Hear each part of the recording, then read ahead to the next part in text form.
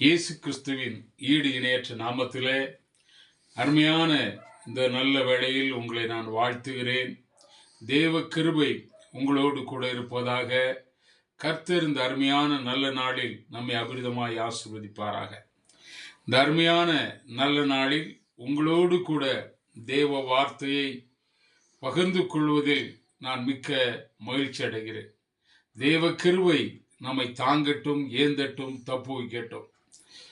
கர்த்தர் நல்லவர், அவர் கிருபை என்றும் உள்ளது. ஆதியாகமத்தின் புஸ்தகம் 15ஆம் அதிகாரத்தில் நான் வாசிக்கும் பொழுது, ஆண்டவர் ஆகிய தேவன் ஆபிரகாமுக்கு தரிசனமாகி, நீ பயப்படாதே, நான் உனக்கு மகா பலத்த அரணும் கேடகமா இருப்பேன் என்று ஆண்டவர் சொல்லுகிறார். ஒரு மனுஷனுடைய வாழ்க்கையில் கர்த்தர் நம்மோடு கூட பேசுகிற தேவன், பேசாத தேவன் அல்ல. நம்மோடு பேசுகிறவர், நம்மோடு இடைப்படுகிறவர். ஆகையால் தான் நான் உங்களிடத்திலே சொன்னேன், கர்த்தர் ஆபிரகாமுக்கு தரிசனமாகி. ஒரு மனுஷருக்கு தேவன் தரிசனமாக வேண்டுமென்றால் அவருடைய வாழ்க்கையிலே என்ன செய்ய வேண்டும்? வேதம் சொல்கிறது, இருதயத்தில் சுத்தம் உள்ளவர்கள் பாக்கியவான்கள், அவர்கள் தேவனை தரிசிப்பார்கள். நம்முடைய வாழ்க்கையில் கர்த்தர் வாசம் பண்ணுகிற இடம் நம்முடைய இருதயம். அந்த இருதயம் சுத்தமாயிருந்தால் அந்த இருதயத்திற்குள்ளாய் தேவன் வாசம் பண்ண தேவன் போதுமானவராயிருக்கிறார். கர்த்தர் மறைந்திருக்கிறவர் அல்ல, மறைவான இடத்தில் வாழ்கிறவர் அல்ல. மனுகுலத்தின் தேவைகளுக்காய் மனுகுலத்தோடு பேசுகிற என் தேவன். Unchanging Lord. நம்முடைய தேவன் என்றைக்கும் மாறாதவர். மாறாத தேவனுடைய மகிமையின் கரத்தினால் மகிமையான தேவன் மனுகுலமான ஆபிரகாமிடத்திலே தேவன் பேசினார். ஆபிரகாமை பார்த்து ஆண்டவர் சொன்னார், நீ பயப்படாதே. மனுஷனுடைய வாழ்க்கையில் பயம் பலத்த காரியங்களை செய்யும். ஆபிரகாமை பார்த்து சொல்ல, பயப்படாதே, நான் உனக்கு எப்படி இருப்பேன் என்று கர்த்தர் சொல்கிறார். பயத்தினாலே மனிதன் பல காரியங்களை இழந்து விடுகிறார். கர்த்தர் பயப்படாதே என்று சொன்னால் நம்முடைய வாழ்க்கையில் தேவ மேன்மையை காண முடியும், தேவ மகத்துவத்தை காண முடியும். பிரச்சனை வரும்பொழுது பயப்படுகிறோம், சோதனை வரும்பொழுது பயப்படுகிறோம், கண்ணீர் கவலைகள் வரும் பொழுது நாம் பயப்படுகிறோம். பயம் வந்துவிட்டால் மனிதன் எந்த காரியங்களை சந்திக்க முடியாதபடி அவன் திகிலடைந்தவனாய் காணப்படுகிறான். இவைகளுக்கு பின்பு அவனுக்கு தரிசனமானார்.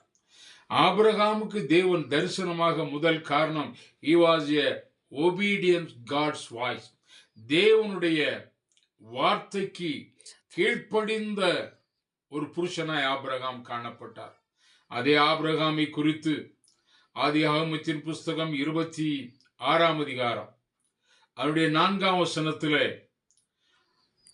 கர்த்தர் ஆபிரகாமுடைய மகனாகிய ஈசாக்கிட்ட சொல்கிறார், என் மகன் ஆபிரகாம் என் சொல்லுக்கு கீழ்ப்படிந்தபடியினாலே. ஆபிரகாமுக்கு தேவன் தரிசனமாக முதல் காரணம் இதே ஒபீடியன்ஸ்.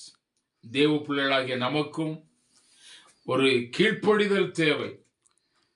6 நாள் வேலை செய்கிறோம், 7வது நாள் கர்த்தரை ஆராதிக்கிற ஒரு பண்டிகை. அந்த பண்டிகைக்கு நாம் கடந்து செல்ல வேண்டும். எதற்கெல்லாமோ நேரங்களை செலவிட்டு, காலங்களை செலவிட்டு, கர்த்தரை விட்டு விலகி போகிற தன்மை அல்ல. கர்த்தருடைய நாளில் கர்த்தரை ஆராதிக்க வேண்டும் என்கிற ஒரு நெறிமுறைகளை கர்த்தர் நமக்கு கொடுத்திருக்கிறார். எனவே ஆராதனை என்பது முக்கியம். நாம் எந்த திருச்சபைக்கு கடந்து செல்கிறோமோ அந்த திருச்சபைக்கு எல்லா ஞாயிற்றுக்கிழமையும் சென்று நாம் கர்த்தரை ஆராதித்து தேவனை தொழுது கொண்டு தேவனோடு உறவாடுகிறோம் என்றால் அந்த நாள் முழுவதும், அந்த வாரம் முழுவதும் உள்ள தேவ கிருபையினாலே கர்த்தர் நம்மை நிரப்புவார். ஆபிரகாமிட்ட ஆண்டவர் சொன்ன, நீ பயப்படாதே. முதலாவது ஆபிரகாம் கர்த்தருடைய வார்த்தைக்கு கீழ்ப்படிந்தார். எங்கெல்லாம் கீழ்ப்படிதல் உண்டோ அங்கெல்லாம் மேல்படி உண்டு. கீழ்ப்படியாததினாலே நமக்கும் தேவனுக்குள்ள உறவை சில வேளையிலே நாம் அற்றுவிடுகிறோம். அவன் தேவனுக்கும் நமக்குள்ள உறவு, நமக்கும் தேவனுக்குள்ள ஐக்கியம், நாம் தேவனோடு பேசணும், நம்ம கிட்ட தேவன் பேச வேண்டும் என்றால் முதலாவது நமக்கு தேவை கீழ்ப்படிதல். கீழ்ப்படிந்தால் கர்த்தர் நம்மை உயர்த்துவார். கீழ்ப்படிந்தால் தேவன் நம்மை மேன்மைப்படுத்துவார். ஆபிரகாம் என் சொல்லுக்கு கீழ்ப்படிந்தபடியினாலே. அப்ப ஆபிரகாமோடு கூட தேவன் தரிசனமாக காரணம் தேவனை கீழ்ப்படிந்தார். இரண்டாவதாக ஆபிரகாமை தேவன் ஆசீர்வதிக்க காரணம், நீங்கள் 12ஆம் அதிகாரத்திலிருந்து தொடர்ந்து நீங்க ஆபிரகாமை குறித்து வாசித்தீர்கள் என்று சொன்னால், ஆபிரகாம் எங்கெல்லாம் சென்றாரோ அங்கே கர்த்தருக்கு பலிபீடம் கட்டி கர்த்தரை தொழுது கொண்டார். அப்ப ஆபிரகாம் வாழ்ந்த நாட்கள் மனசாட்சியின் காலங்கள். அந்த மனசாட்சியின் காலத்திலும் ஆபிரகாமுக்கு ஒரு நம்பிக்கை உண்டு. என்னை அழைத்த தேவன் ஒருவர் இருக்கிறார். என்னை பேர் சொல்லி அழைத்த தேவனை நான் அனுதினம் ஆராதிக்க வேண்டும், அவருக்கு பலிபீடம் கட்ட வேண்டும், அவரை நான் தொழுது கொள்ள வேண்டும் என்கிற எண்ணமும் வாஞ்சையும் தாகத்தையும் கர்த்தர் ஆபிரகாமுக்கு கொடுத்தார். இன்றைக்கு நம்முடைய வாழ்க்கையில் கர்த்தருக்கு முதலிடம் கொடுக்க வேண்டும், கர்த்தரை தேட வேண்டும். கர்த்தரை தேடினால் உங்களுடைய வாழ்க்கை ஆசீர்வதிக்கப்படும், நீங்களும் ஆசீர்வாதமாயிருப்பீர்கள். எனவே எனக்கு அருமையான தேவ பிள்ளைகளே, ஆபிரகாமுக்கு தேவன் தரிசனத்திலே சொன்ன காரியங்கள், நீ பயப்படாதே. அவன் பயம் என்பது எல்லா மனுஷனுடைய வாழ்க்கையில வருகிற ஒன்று. ஆபிரகாமை கர்த்தர் பயப்படாதே என்று சொன்னார். அதே தேவன் இந்த வேளையிலே இந்த தேவ செய்தியை கேட்கிற நீங்கள் பல விதங்களில் பயம் உங்களுடைய வாழ்க்கையில வரலாம். எனவே அருமையான இந்த வேளையில ஆண்டவர் உங்களை பார்த்து சொல்கிறார், மகனே மகளே, நீ பயப்படாதே, நான் உனக்கு கேடகமும் மகாபலத்த அரணுமாய் இருப்பேன் என்று வானத்திற்கு பூமிக்கு அதிகாரம் உள்ள தேவன் ஆபிரகாமுக்கிட்ட பேசுகிறார். நீங்க அந்த தொடர்ந்து அந்த 15ஆம் அதிகாரத்தை வாசித்தீர்கள் என்று சொன்னார். ஆபிரகாம் கேட்க, ஆண்டவரே நீர் எனக்கு எனத்தை தருவீர். நம்ம இன்னைக்கு கேட்கணும், தேவனே எனக்கு அவைகளை தாரும், இவைகளை தாரும், இன்ன நிலைமையில் நான் இருக்கிறேன், என்னுடைய வாழ்க்கையில் ஒரு மாற்றம் உண்டாகட்டும், என் ஜீவிதத்தில் ஒரு பெருக்கம் உண்டாகட்டும்.